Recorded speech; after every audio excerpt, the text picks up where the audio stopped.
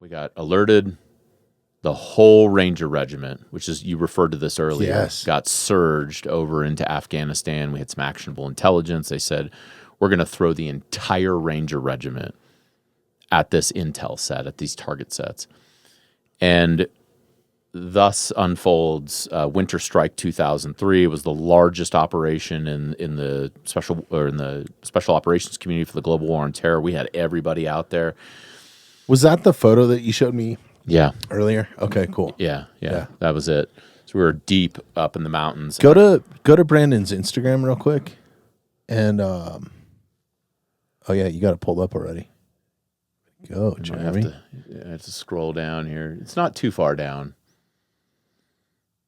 There it is on the right. That's that one, right? That looks just like slushy cold suck, dude. That looks like hell, dude. Hell. It was horrible. So this is the Kantiwa Valley, which is up in the Nuristan province of Afghanistan. And our task was to essentially clear the valley. We were inserted in the southern part of it, and we had to clear grid line after grid line north up to Kantiwa. Another Ranger element was inserted by helicopter into Kantiwa, and they cleared Kantiwa while we cleared the Kantiwa Valley heading north.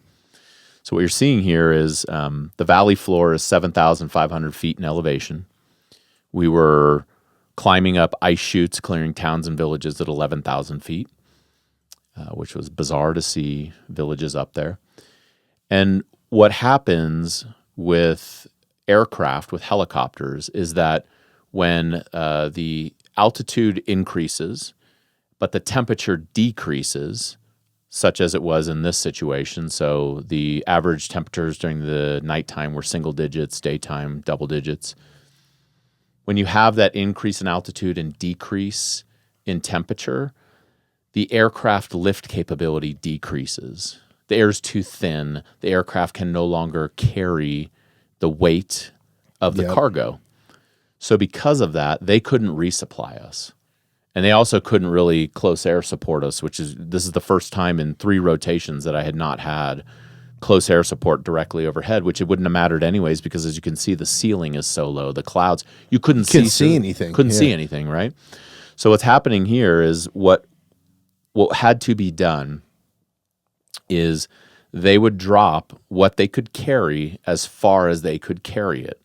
So 1 meal per man per day was dropped at the base of this intersection of, I believe it was the Parun, which was the other valley, and the Kantiwa Valley, which was the one I was in. And so what we had to do as we were clearing north is slice off a squad and have them patrol south to pick up 1 meal per man per day, and then patrol back up to catch up with the company. So you go and down. You guys are rucking, right? Like, absolutely. Yeah. You're burning through calories. Like. Rucking, burning through calories. We were so deep up in there that the military term is called sustained operations. Mm-hmm. So whatever you have on your back must sustain you for the operation. So, I mean, we were up there 90-pound rucksacks, 100-pound rucksacks. Crazy. You know, people like to tell stories. Oh, yeah, there it is, Winter Strike. That's me. This is a great article, by the way, on Havoc Journal. Do you guys know Who writes Havoc? Havoc Journal is kind of a collection of a lot of great people. I got to hook you up with Alyssa over there. Shout out to Alyssa. She's freaking awesome. This is where I started my public writing career. This article was written by one of my Ranger buddies, Josh Gamboa, because during Winter Strike, part 2 of Winter Strike, we had a Thanksgiving came in. Bizarre. Anyways. Like they dropped a turkey off and shit? Bro, they came out. So this is not in the Kantiwa Valley. We were in the Chagall Valley at this point in time. So we did 30 days in the Kantiwa, came back, hoped we were going to go home. They gave us 8 hours to refit. And then we went back into a different valley called the Chagall Valley.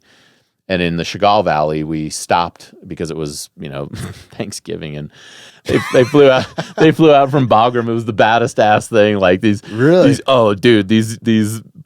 come like. And you guys are eating MREs and shit, right? No. Prior to this, no, brother, we're eating 1 MRE per man per day, burning calories. So I was, again, down 30 pounds, threadbare uniforms. I mean, it was nasty, dude. Living off the land, water resupplies were straight from the river.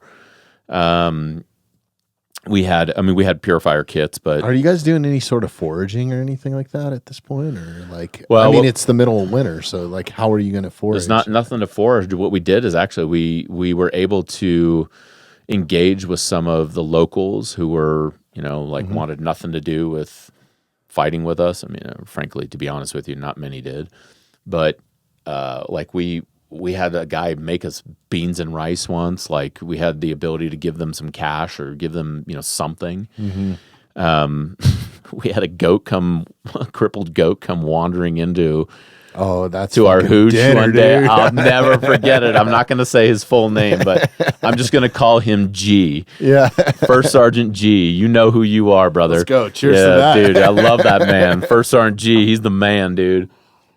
You guys were eating goat backstrap that night, weren't you? Yes, sir. Yes, sir. This goat comes hobbling in, and we had been at a bit of a pause point. Bro, we hadn't eaten but like one meal a day. It was probably, I don't know, maybe a week, maybe 2 weeks into it.